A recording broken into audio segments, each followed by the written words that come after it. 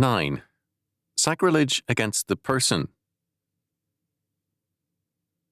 Throughout Scripture, it is clear that those who serve God's sanctuary and proclaim His word have a holiness in God's sight and are to be held in respect by all men. The tribe of Levi was separated by God unto Himself to bless in His name. Deuteronomy chapter 10 verse 8. So that to bless faithful Levi meant to be blessed, and to curse the faithful Levite meant to be accursed. The warning is clear. Take heed to thyself that thou forsake not the Levite as long as thou livest upon the earth. Deuteronomy chapter 12, verse 19. The commandment, however, has a still broader scope. In speaking of God's concern for His covenant people, the psalmist declared, Psalm 105, verses 14 and 15, of the patriarchs, Abraham, Isaac, and Jacob, He suffered no man to do them wrong, yea, He reproved kings for their sakes, saying, Touch not mine anointed, and do my prophets no harm. The patriarchs were called anointed, that is, inducted into theocratic office as kings of God, and also prophets, men who spoke for God, Genesis chapter 20, verse 7. In terms of this declaration, rulers and prophets, all who are called and set apart to proclaim the word of God, have a privileged status before God, and offences against them are regarded as sacrilege. The faithful servant of God represents his Lord, and to strike at him is to strike at the God whom he represents. It is of note that even pagans recognize the seriousness of sacrilege.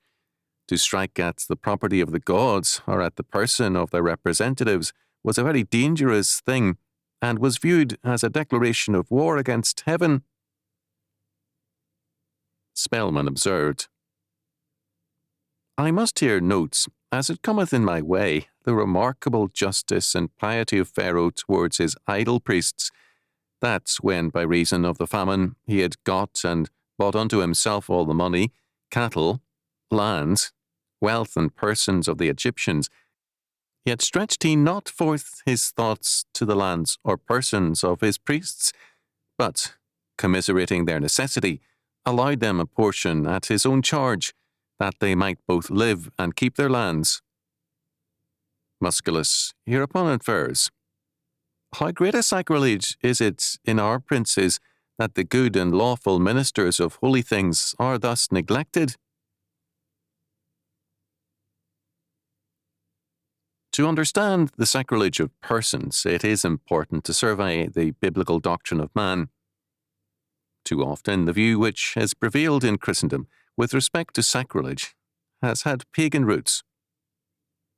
It assimilated the person of kings and priests into the person of God, and then preserved them from all criticism as species of divinity. The Bible does require respect for authorities. It does not permit a contempt for authority or a willful disobedience to it. Jude, verses 8 to 11, declares emphatically, Likewise also, these filthy dreamers defile the flesh, despise dominion, and speak evil of dignitaries. Yet Michael the archangel, when contending with the devil he disputed about the body of Moses, durst not bring against him a railing accusation, but said, The Lord rebuke thee. But these speak evil of those things which they know not, what they know naturally as brute beasts. In those things they corrupt themselves. Woe unto them, for they have gone in the way of Cain, and ran greedily after the error of Balaam for reward, and perished in the gainsaying of Korah. Two things are clear, among others, in this text. First, Michael the archangel, in his contention with the devil, did rebuke him. Second, Michael did not rebuke the devil on his own authority, but rather in terms of the word of God. The Lord rebuke thee. This is in terms of the Lord's word that we judge not, lest we be judged. Matthew chapter 7, verses 1 to 5. We are forbidden to judge if we judge in terms of arbitrary and personal criteria, or if we judge hypocritically, condemning sin in others which we refuse to admit to or condemn in ourselves. John chapter 8, verses 1 to 11. We are, however, commanded to judge in terms of God's law. Judge not according to the appearance, but judge righteous judgment. John chapter 7, verse 24. Michael thus did rebuke the devil in terms of God's word. The sin is in judgment without God's word. Apparently, this was involved in the devil's claims on Moses. Judgment must be in terms of God's word, because the world and man are creations of God and cannot be understood, assessed, or judged apart from him. If any neighbour were my creature, I could use my own fiat will to judge him. Since he is God's creature, I can only use God's declared word to judge him. Man, having been created in God's image, cannot be understood apart from God, and in particular must be treated with respect. The fact that man is fallen does not eliminate God's image. The image of God in man can be defaced, but it cannot be effaced. It can be, and by the fall is marred, but it cannot be obliterated. The law thus gives particular attention to the relationship of man to man. Our standing with God is manifested by our relationship with men, and our godly relationship with men does further our sanctification. 5 of the 10 Commandments deal specifically with our relationship with other men. To sin against our neighbour is to sin against God. Our relationship with other men in word, thought, and deed is totally religious because we are all totally God's creatures and totally under his law. The foundations of all true community are thus in God and his word. As a result, we are required by the law to respect our neighbour's family, life, property, and name in word, thought, and deed. We can never reduce any man to our personal opinion of him. Thus, Scripture requires us to obey God's law strictly, to honour God by obeying his word, and to honour all men by observing God's law in relationship to them. Where the authority of God is at stake in every area of life, family, state, vocation, and the like, we must give to authorities that honour which is their due. Romans chapter 13, verse 7. In 1 Peter chapter 2, verse 17, we are commanded, honour all men, love the brotherhood, fear God, honour the king. The word honour is here used equally for all and for the king.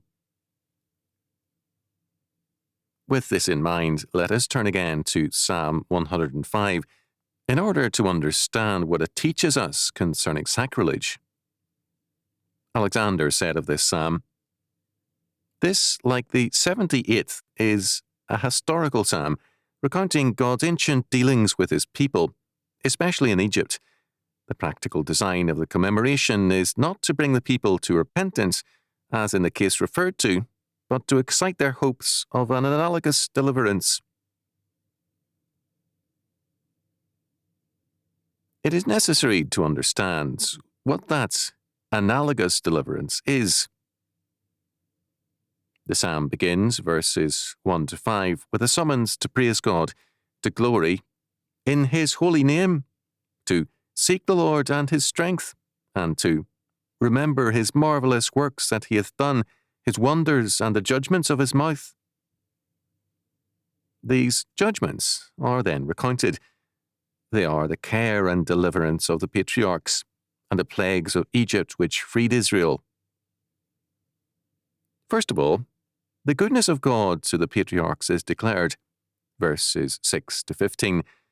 God made a covenant and kept faith with his chosen ones.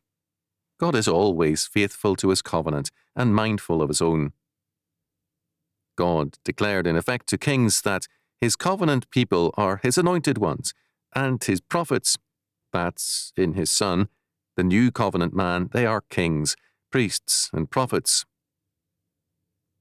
In a more than ordinary sense, the patriarchs were, moreover, God's recipients of revelation and representatives of the great covenant kingdom of Christ. Next, the providential care of Joseph. Verses 16 and 22 is cited. While Joseph suffered because of his faithfulness, the Lord proved him to be right and established him as Lord over Egypt under Pharaoh. Leopold rendered verse 19 thus: Until his, Joseph's, word came true, and the word of the Lord proved him to be right. Joseph was vindicated and mightily blessed. In verses 23 to 25, the providential stay of Israel in Egypt is described, not in terms of their later suffering, but primarily in terms of their great strength. And he increased his people greatly and made them stronger than their enemies. Verse 24. The persecution of Israel in Egypt was motivated by fear of their power. The oppressors, however, were judged by God, verses 26 to 36, with a devastating judgment which ranks among the most drastic in all history. Moreover, apparently the exodus from Egypt took place during the zenith of Egyptian power, prestige, and glory. The religious and natural strength of Egypt was met head-on and crushed by God. From the Exodus to the conquest of Canaan, verses 37 to 45, God defended and prospered his covenant people with mighty acts. They left Egypt not as slaves, but as rich men. He brought them forth also with silver and gold, and there was not one feeble person among their tribes. Verse 37. The purpose of all this is clearly recognized by Leopold in his comments, although with an unnecessary apology. When one definite divine purpose that lay behind all these gracious favours is now brought to the fore, namely that they might observe his statutes and keep his laws, this is not to be faulted as involving an unwholesome emphasis on the use of the law of the Lord, but is rather to be approved as being an indication of deeper insight into God's purposes. True gratitude will always express itself by more faithful adherence to the divinely revealed will. The purpose of God's redemption and his providential care of his covenant people is that they might observe his statutes and keep his laws. Praise ye the Lord. Verse 45. God created man to observe his statutes and keep his laws in Eden. Man chose his own will as his law and defied God's order, and the result was disaster and death. The covenant people are redeemed to observe the statutes and keep the laws of God in order that this world and the people thereof might become God's kingdom in the fullest sense of the word. It was sacrilege for Egypt to lay hands on God's anointed. The demand of God through Moses was, "Let my people go, that they may serve me." Exodus chapter 7, verse 16. To lay godless hands on any man by word, thoughts, or deed is a sin. To impede the word, service, and ministry of God is a sacrilege. The sacrilege of persons, thus, is the violation or abuse of the priests and ministers of God who serve their Lord faithfully and obey his laws. It is also the violation of the covenant man, whatever his calling, when he is persecuted for the Lord's sake. To the degree that one of the least of Christ's brethren is afflicted or aided for the Lord's sake, it is done to him also. Matthew chapter 25, verses 40 and 45. He that receiveth you receiveth me, and he that receiveth me receiveth him that sent me. Matthew chapter 10, verse 40. Moreover, sacrilege is not only against the persons who are set apart for the Lord's service, but is also any violation by a consecrated person against the holiness required of his person and office. Leviticus chapter 21 gives us a list of such forms of sacrilege. The priest committed the sacrilege if he officiated while in mourning, because death, a consequence of sin, is alien to the office which sets forth the resurrection and the life of righteousness.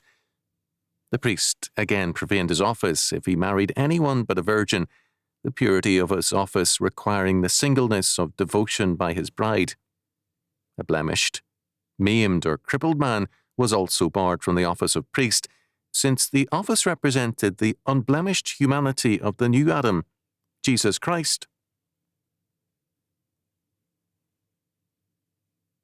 R.A. Newman, in summarizing the biblical doctrine, stated that sacrilege is the deliberate or inadvertent violation of sacred things. This is a fact of very great importance. Sacrilege is not merely a subjective, but an objective offence as well.